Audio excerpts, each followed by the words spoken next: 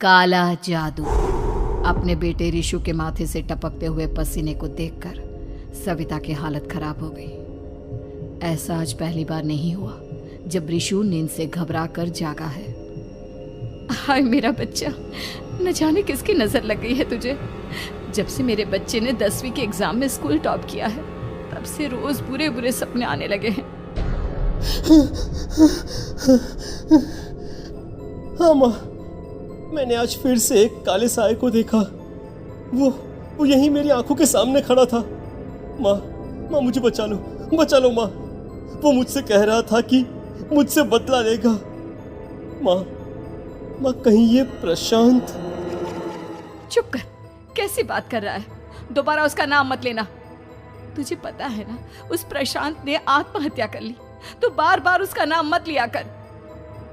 Mummy, क्या सच में प्रशांत ने आत्महत्या की थी? चुप कर, बहुत सवाल पूछता है आजकल। और फिर रात के वक्त सविता के पूरे घर में एक अजीब सा काला धुआं छाने लगा।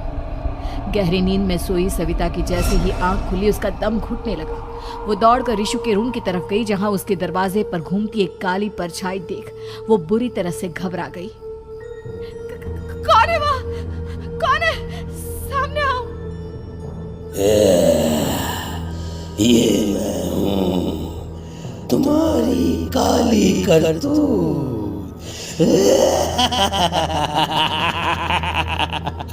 और अब मैं तुम्हारे बेटे को ले जाने आया हूँ। नहीं, मेरे बच्चे को छोड़ दो प्लीज। मेरे ऋषु को कुछ मत करना। वो परछाई ऋषु के कमरे में घुस जाती है। सविता भी उसके पीछे पीछे दौड़कर जाती है और देखती है कि अब वो साया साफ नजर आ रहा था। वो सर से पैर तक खून में सना हुआ था और उसके शरीर के सारे अंग कटे फटे हैं। क्या चाहिए तुम्हें? तुम जो बोलोगे मैं करूंगी, लेकिन मेरे ऋषु को छोड़ दो। उस परछाई ने ऋषु को गर्दन से पकड़कर दीवार के सहारे हवा में उछाल दिया। ऋषु जोर जोर से चिल्लाने लगा। माँ बचाओ मुझे, बचा लो माँ। ये मुझे मार डालेगा। माँ मुझे बचा लो माँ। नहीं ऐसा मत करो। मुझे मार दो लेकिन मेरे बच्चे को छोड़ दो। मैं तुम्हारे आगे हाथ जोड़ती हूँ। वो परछाई ऋषु को जमीन पर गिरा देती है और अचानक वहां से गायब हो जाती है। ऋषु, मेरा बच्चा, तू ठीक तो है ना?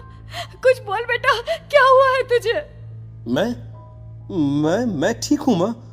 क्या हुआ था यहाँ पर? कुछ नहीं बेटा, कुछ नहीं। तू परेशान मत हो। हम कल ही गांव के बाहर जो तांत्रिक महाराज रहते हैं उनके पास चलेंगे। ठीक है माँ, हम जल्द ही उनके पास चलेंगे। मुझे बहुत डर लग रहा है माँ। ये बार बार मुझे डरावने सपने आना, ये सब हमारे साथ क्यों हो रहा है माँ? अगले दिन सविता अपने बेटे ऋषु को लेकर गांव के बाहर तांत्रिक के पास जाती है। जिस जगह पर तांत्रिक रहा करता था वो जगह बहुत डरावनी थी। चारों तरफ कंकाल और खूब भूतियां नजर आ रही थी। गांव से दूर वीराने में उस जगह पर जोर से आंधी चल रही थी। ऋषु ने डर कर अपनी माँ का हाथ पकड़ लिया। माँ मुझे बहुत डर लग रहा है। ये कैसी जगह है? देख बेटा, हमारे साथ जो कुछ भी हो रहा है उसका इलाज सिर्फ और सिर्फ ये तांत्रिक महाराज ही बता सकते हैं। अब यही है जो हमें प्रॉब्लम से बाहर निकाल सकते हैं। जैसे ही सविता और ऋषु तांत्रिक की झोपड़ी के अंदर पहुंचे, वहां का नजारा देखकर उनकी आंखें फटी की फटी रह गई। तांत्रिक की झोपड़ी के अंदर कई सारे लोग अपनी गर्दन घुमा घुमा कर जोर जोर से चीख रहे थे। कौन हो तुम और यहाँ क्यों आई हो? महाराज, मेरे बेटे को कुछ दिनों से एक डरावनी काली परछाई नजर आती है और कल रात उसने मेरे बेटे पर हमला भी कर दिया।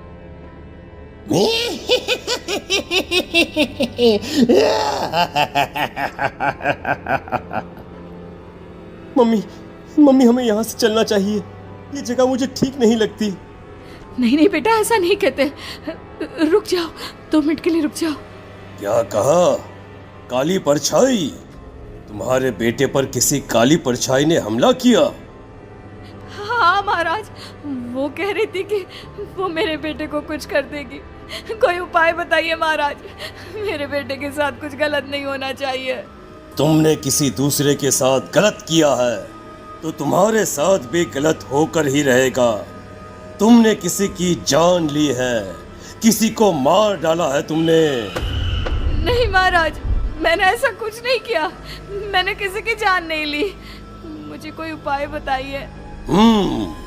लगता है तुम इतनी आसानी से नहीं मानोगी। मैं तुम्हें अभी उस काली परछाई से मिलवा देता हूँ और वही सारा सच तुम्हारे सामने लेकर आएगा। हाँ? सविता और ऋषु ने डर के मारे अपनी आंखें बंद कर ली। तभी अचानक तांत्रिक की झोपड़ी में अजीबोगरीब आवाजें गूंजने लगी। सविता और ऋषु बुरी तरह से कांप रहे थे। आंखें खोलो और अपने सामने देखो। क्या यही है वो जिससे तुम कल रात को मिली थी? बताओ मुझे। हाँ, इसने कल रात मेरे बेटे के ऊपर हमला किया था। ये उसी लड़के की भटकती हुई आत्मा है जिसे कुछ दिन पहले तुमने मार डाला था। मम्मी ये महाराज क्या कह रहे हैं? क्या सच में आपने किसी की जान ली है, किसी को मार डाला है? अगर हाँ तो बताइए ना मम्मी, किसको मारा है आपने? किसको? तुम्हारी माँ इतनी आसानी से सच नहीं बताएगी बेटा। इसने एक बच्चे की जान ली है। कहीं उसका नाम प्रशांत तो नहीं महाराज? वो मेरा दोस्त है, मेरा मतलब मेरा पड़ोसी है। सही पहचाना। देखा सविता, तुम्हारा खुद का बेटा भी जानता है कि तुमने किसी के प्राणों की बलि चढ़ा दी और इसीलिए अब उसकी बुरी आत्मा तुम्हारे घर में भटकती है। मुझे माफ कर दीजिए महाराज, मुझसे बहुत बड़ी गलती हो गई। प्रशांत हमारे पड़ोसी का बेटा था। हर बार उसके नंबर मेरे बेटे से ज्यादा आते थे और इसलिए मैंने उसके कमरे के बाहर काला जादू किया था, पर मुझे नहीं पता था कि वो मर जाएगा। तुम्हारे उसी काले जादू वाली गुड़िया के अंदर एक बुरी आत्मा थी जिसने उस बच्चे के दिमाग पर बुरा असर कर दिया और उसी की वजह से उस लड़के ने अपनी बालकनी से कूदकर आत्महत्या कर ली। इसकी वजह सिर्फ और सिर्फ तुम हो, तुम। नहीं महाराज, जो कुछ भी हुआ मुझे नहीं पता था कि प्रशांत अपनी जान दे देगा। प्रशांत की आत्मा इस वक्त तुम्हारे सामने खड़ी है, हमसे बात करना चाहती है। बोलो क्या कहना चाहते हो? मैं जीना चाहता था, बड़ा होकर कुछ बनना चाहता था। आपके बेटे से मुझे कोई परेशानी नहीं थी। अरे वो तो मेरा अच्छा दोस्त था। मुझे माफ कर दो बेटा, मुझसे बहुत बड़ी गलती हो गई, मुझे माफ कर दो। माफ करने से मुझे वापस जिंदगी नहीं मिल जाएगी। मेरे माँ बाप आज भी मेरे लिए रोते हैं। आपने मेरे साथ बहुत गलत किया है, बहुत गलत। और तभी अचानक प्रशांत की आत्मा वहां से गायब हो जाती है। सविता जोर जोर से रोने लगती है। सुन लिया तुमने? ये तुम्हारे अपने ही किए हुए पाप हैं जो इस तरह से तुम्हारे सामने आ रहे हैं। माँ, ये आपने अच्छा नहीं किया। सिर्फ 10th बोर्ड के एग्जाम में मैं टॉप कर पाऊँ इसलिए आपने मेरे दोस्त के ऊपर काला जादू कर दिया। नहीं मम्मी नहीं, अब हम कभी खुश नहीं रह पाएंगे, कभी नहीं। मेरे दोस्त की आत्मा को कभी शांति नहीं मिलेगी मम्मी, कभी नहीं। लेकिन मैंने जो कुछ भी किया सिर्फ तुम्हारे लिए किया। वो लड़का हमेशा फर्स्ट पोजीशन पर आ जाता था और इस वजह से हमेशा तुम्हारे मार्क्स कम पड़ते थे। मैंने तो सिर्फ उस पर एक छोटा सा काला जादू किया था बेटा। मुझे क्या पता था कि उसका ये नतीजा निकलेगा। जिस गुड़िया को तुमने उस लड़के के कमरे के दरवाजे पर लगाया था, दरअसल उसके अंदर एक बुरी आत्मा का प्रवेश हो गया था, जैसा कि अक्सर काला जादू करते समय हो जाता है। मुझे अपनी गलती का एहसास हो गया है। मैं प्रायश्चित करना चाहती हूँ, आप बताइए मैं क्या करूँ? प्रशांत के घर जाकर उस काली गुड़िया को वहां से निकालकर यहाँ लेकर आओ। मैं उसे आग में जलाकर राख कर दूंगा और उसके बाद प्रशांत की आत्मा को हमेशा के लिए मुक्ति मिल जाएगी। अगली रात सविता चुपचाप अपने पड़ोसी प्रशांत के घर जाती है। प्रशांत के माँ बाप प्रशांत की मौत के बाद उस घर को छोड़कर हमेशा के लिए वहां से चले गए थे। जैसे ही सविता उस घर के अंदर कदम रखती है, उसका सामना अजीबोगरीब हैवानियत से भरी आवाजों से होने लगता है। ऐसा लग रहा था जैसे कोई बुरी तरह से चीख रहा हो। सविता जैसे ही प्रशांत के कमरे के बाहर पहुंचती है, वहां पर लटकी हुई गुड़िया के शरीर से खून टपकने लगता है। ये क्या हो रहा है? इस गुड़िया के शरीर से खून क्यों टपक रहा है? सविता हिम्मत करते हुए उस गुड़िया को वहां से उतारने की कोशिश करती है, लेकिन तभी अचानक से बहुत भयानक दिखने वाली औरत उसकी आंखों के सामने आकर खड़ी हो जाती है। मैं यहाँ से कहीं नहीं जाऊंगी, और अगर तूने मुझे यहाँ से हटाने की कोशिश की तो मार डालूंगी मैं तुझे। नहीं नहीं, मुझे तुम्हें यहाँ से ले जाना ही होगा, नहीं तो मेरा बेटा, उसकी जान को खतरा है। मैं तुम्हें नहीं छोड़ सकती। अगर तुम्हारे अंदर हिम्मत है तो मुझे इस घर से बाहर ले जाकर दिखाओ।